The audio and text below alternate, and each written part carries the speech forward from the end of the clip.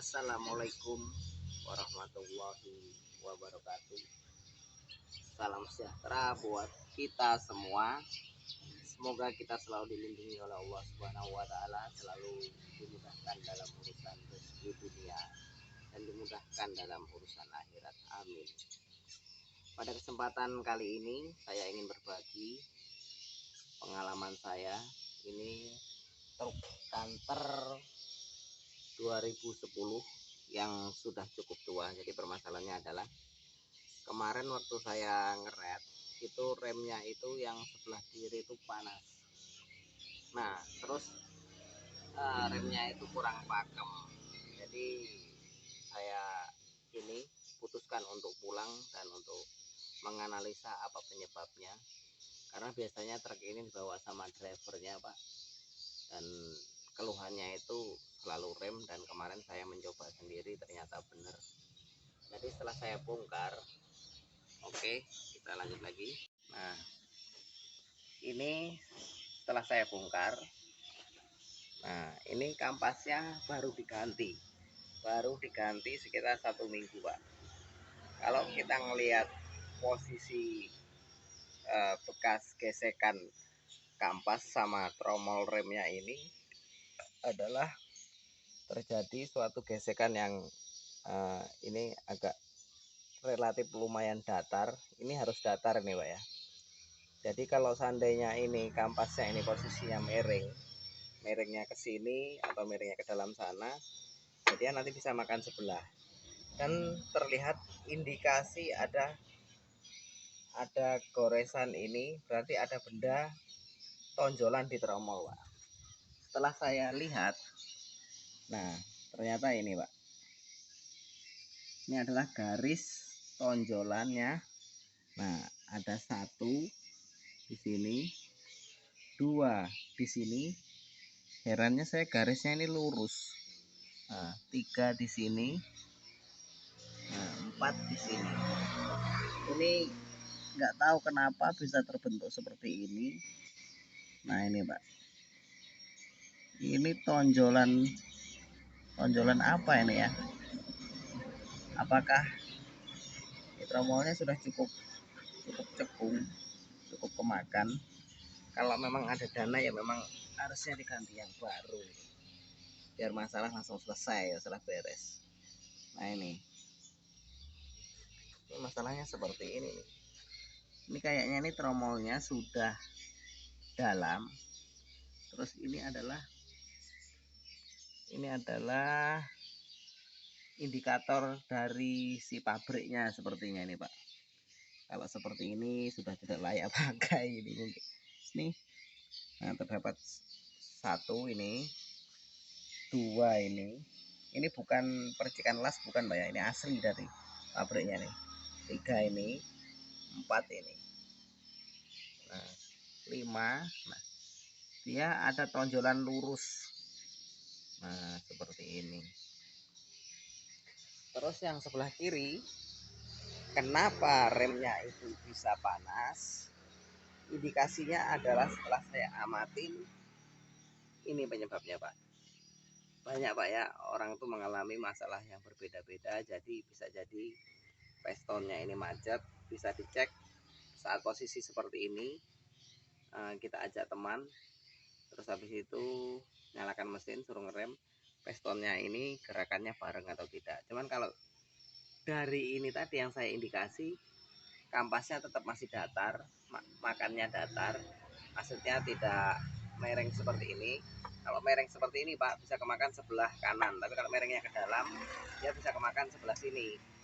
Nah kalau seandainya kampasnya itu merengnya gini, ya di sini tinggal kita las lagi aja Pak. Kita isi daging biar posisi kampasnya datar. Dagingnya itu maksudnya daging besi. Cuman setelah saya indikasi, ini tadi saya tes rem, ternyata baliknya lambat. Jadi indikasinya adalah dari per ini Pak. Nih, pernya ini udah tua, beda. Nah, ini masih kenceng. Ini sudah kendor, ini minta diganti baru. Jadi saat kita ngerem, pistonnya turun, baliknya itu lambat. Nah, seperti itu Pak. Nah, dan per ini tidak mampu menekan piston ini dengan cepat Pak. Jadi sempat terjadi gesekan meskipun kita tidak ngerem, maaf, meskipun kita tidak ngerem, tapi terjadi gesekan yang terus menerus. Nah, terus apabila si posisi tromol mulai panas dan besi ini kealiri aliran panas, besi ini memuai Pak, akan menjadi lemah sekali. Nah, jadi posisi kampas ini akan gesekan terus. Dan kemarin yang saya rasakan itu, kalau posisi tromol udah panas perjalanan jauh itu bunyi Pak, ngik ngik ngik. Nah, seperti itu. Nah, siapa tahu video ini bisa bermanfaat buat teman-teman. Nah, pengalaman saya ini mobil pribadi Pak ya. Saya tidak membuka bengkel. Saya membuat video ini hanya buat dokumentasi pribadi, sama siapa tahu bermanfaat buat teman-teman yang mengalami hal yang sama dengan saya. Nah, seperti itu yang dapat saya share ke teman-teman untuk kesempatan di hari ini. Hari ini tanggal berapa ini? Oktober tahun 2022. Sampai lupa tanggal saya nih. Kemungkinan hari ini sekitar tanggal 15-an. Nah, seperti itu Pak. Jadi tindakan perbaikan yang akan saya lakukan adalah beli per ini. Saya beli aja dua-duanya. Nah, ini kan kendor nih. Nah, kelihatan nih Pak. Jadi dia tekanan saat piston tuh nekan keluar, balik ke dalamnya tuh lambat. Nah, seperti itu. Jadi banyak sekali Pak ya masalah rem ini. Dan yang paling penting lagi, saya juga pernah ngalamin saat direm ini Pak, piston yang sebelah kiri ini dulu itu saya pernah punya video itu, dia lari ke kiri terus, ngeremnya ke kiri. Ternyata pistonnya ini yang sebelah kiri ini lebih cepat Pak ngeremnya dibandingkan yang sebelah kanan. Setelah saya indikasi, ternyata ada sumbatan Pak di hostnya ini. Nah, di hostnya ini ada sumbatan. Hostnya ini ada sumbatan kotoran-kotoran yang masuk ke dalam pipa rem ini Pak. Nah, jadi waktu itu pernah saya semprot menggunakan kompresor dan alhamdulillah. Nah, cara ngeceknya gimana ya? Seperti ini, kondisi seperti ini, mesin nyalakan, kita ajak 2 orang untuk ngamatin.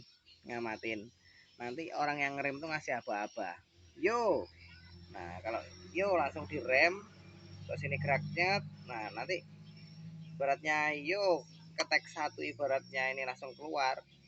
Nah, berarti bareng. Cuman kemarin saya lakukan itu tidak ngambil videonya.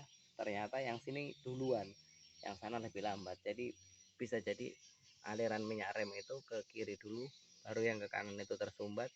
Dia tetap keluar, tapi tekanannya lebih kecil daripada yang sebelah kiri. Oke, terima kasih. Semoga bermanfaat.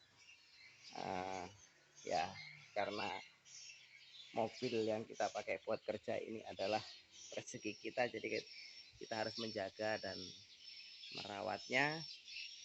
Akhir kata, kalau ada kesalahan atau masukan-masukan dari teman-teman, bisa di komentar, kita sharing. Terima kasih. Assalamualaikum warahmatullahi wabarakatuh.